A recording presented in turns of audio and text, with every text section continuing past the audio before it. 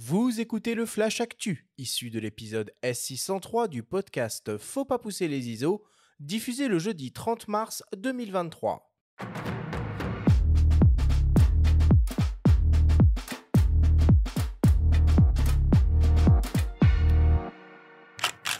Cette semaine, dans le Flash Actu, Sony lance un nouveau boîtier 24-36 mm, Canon annonce la 7e édition de son programme étudiant pour les futurs photojournalistes et il vous reste encore quelques jours pour voter et désigner le prix du public du prochain Nikon Film Festival. Le Flash Actu est présenté par Fox.fr, le site des spécialistes de l'image. Sony vient tout juste de lancer un nouveau boîtier haut de gamme dans sa série ZV conçue pour la vidéo, le vlog et le stream. Le nouveau ZV-E1 inaugure pour la première fois sur cette série un capteur 24-36 mm de 12 millions de pixels stabilisé, le même que celui qui équipe l'incontournable A7S3. L'appareil est donc capable de produire des séquences vidéo en 4K 60p en 422 10 bits all intra et pourra même monter au 120p via une mise à jour de firmware gratuite dans quelques semaines. Le boîtier récupère la puce dédiée à l'autofocus dopée à l'intelligence artificielle et développée pour la 7R5 et offre une toute nouvelle série de fonctionnalités pour simplifier la vie des vlogueurs et des streamers et leur permettre de produire seuls des vidéos de grande qualité. Par exemple, le boîtier est en mesure de recadrer et conserver un sujet au centre de l'image. Il est capable de générer des plans serrés automatiquement lors d'interviews. Il offre une stabilisation dynamique active encore améliorée qui peut rivaliser avec les rendus obtenus à l'aide d'un gimbal et propose un rendu cinématique avec le look Cinetone en format scope à 24 images par seconde. Le nouveau Sony ZV-E1 sera disponible dès le mois d'avril et proposé au prix de 2 700 € boîtier nu ou en kit avec un zoom 28-60 mm au prix de 3 000 €. Canon lance la 7e édition de son programme étudiant destiné aux futurs photojournalistes. 100 étudiants seront d'abord sélectionnés pour suivre un programme de mentorat réalisé par des experts de la profession et des photographes ambassadeurs Canon. Puis, 30 d'entre eux seront sélectionnés pour suivre un stage de 5 jours à Gérone en Espagne, encadré par de grands noms de la photographie, comme par exemple le photographe Brent Stearton, Lars Lindemann de Géo ou encore Fiona Shield du Guardian, avec évidemment un passage au festival Visa pour l'image. Et enfin, 5 d'entre eux seront récompensés avec une expérience exclusive organisée par Canon à l'occasion du Hambourg Portfolio Review. Ils recevront une dotation de 2 000 € et un équipement Canon pour débuter leur nouvelle carrière. L'appel à candidature est ouvert jusqu'au 16 avril prochain aux étudiants et stagiaires résidents et faisant leurs études en Europe, au Moyen-Orient et en Afrique. Toutes les informations sont à retrouver sur le site de Canon Europe, canon-europe.com. Et enfin, pour terminer, il est encore temps de voter pour le prix du public de l'édition 2023 du Nikon Film Festival, qui a pour thème le nombre 13. Au total, ce sont près de 2230 films qui sont en compétition pour le prix du public et 50 films finalistes qui concourent pour toutes les autres catégories du festival, présidé par Alexandre Astier. Vous avez jusqu'au 10 avril prochain pour voter en ligne pour le prix du public sur le site officiel du festival. À noter que la grande cérémonie de remise des prix aura lieu le 21 avril prochain au Grand Rex à Paris et que des diffusions seront prévues dans 27 villes en France via le réseau de cinéma CGR. Les places pour ces événements sont déjà en vente.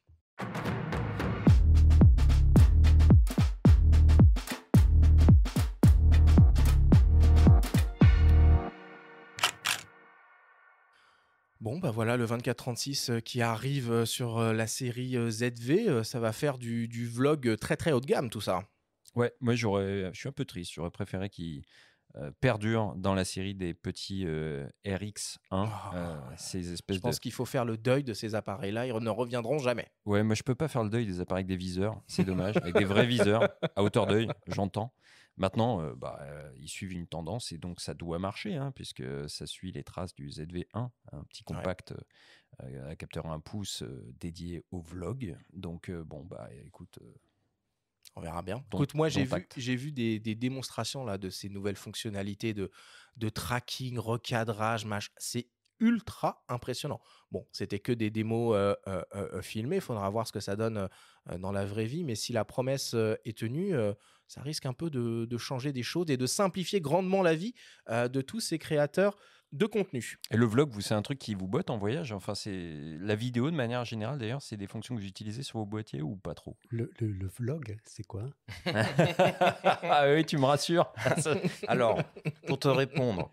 Boomers. Boomer. Non, très bonne question. Bien sûr, la vidéo, la vidéo, en fait, je compare souvent la pratique de la vidéo à un vélo de course et un vélo VTT, c'est-à-dire vis-à-vis de la photo, ça se ressemble, ça roule, il faut pousser avec les jambes et les pieds, mais c'est un mindset complètement différent. Et quand tu fais de la vidéo, tu fais pas de la photo, et quand tu fais de la photo, tu fais pas de la vidéo.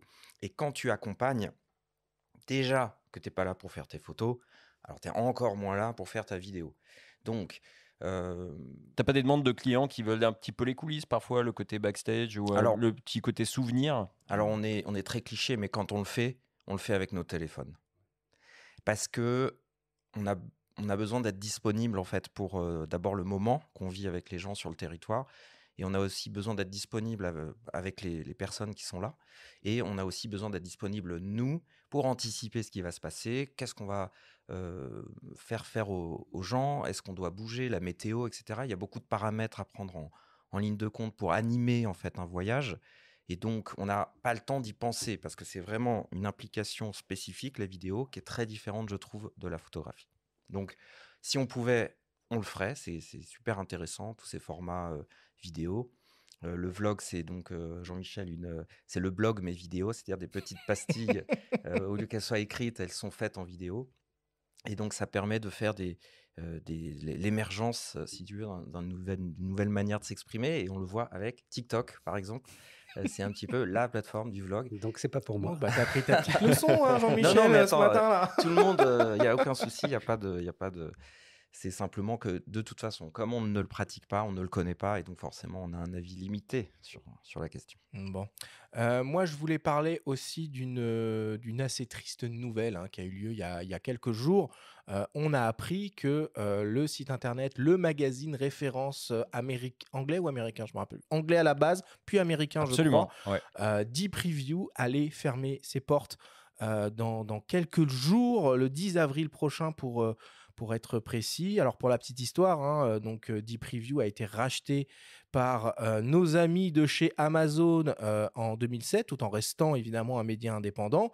Et il semblerait que les équipes font partie de la grande vague de licenciements annoncée par le PDG d'Amazon en début d'année suite aux mauvais résultats du groupe. Alors voilà, on peut se consoler quand même avec un tout petit truc, c'est que finalement les deux visages un peu vedettes de D-Preview qui animaient leur chaîne YouTube ont la chance de pouvoir faire un transfert et vont rejoindre les équipes de Petapixel.